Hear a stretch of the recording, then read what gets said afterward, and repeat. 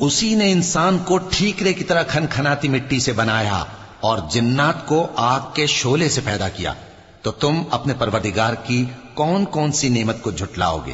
وہی دونوں مشرقوں اور دونوں مغربوں کا مالک ہے، تو تم اپنے پروردگار کی کون کون سی نعمت کو جھٹلاؤ گے؟ اسی نے دو دریا رواں کیے جو آپس میں ملتے ہیں، مگر دونوں میں ایک آڑ ہے کہ اس سے تجاوز نہیں کر سکتے، تو تم اپنے پروردگار کی کون کون سی نعمت کو جھٹلاؤ گے؟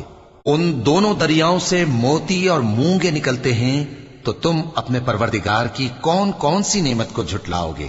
اور جہاز بھی اسی کے ہیں جو سمندر میں پہاڑوں کی طرح اونچے کھڑے ہوتے ہیں، تو تم اپنے پروردگار کی کون کون سی نعمت کو جھٹلاؤ گے؟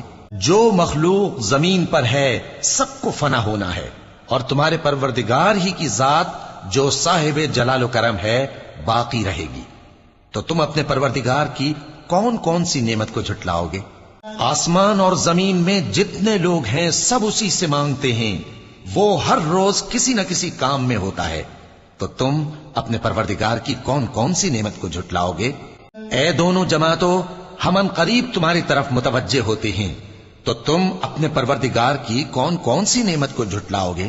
اے گروہ جن و انس، اگر تمہیں قدرت ہو کہ آسمان اور زمین کے کناروں سے نکل جاؤ تو نکل جاؤ، اور زور کے سوا تو تم نکل سکنے ہی کہ نہیں، تو تم اپنے پروردگار کی کون کون سی نعمت کو جھٹلاؤ گے؟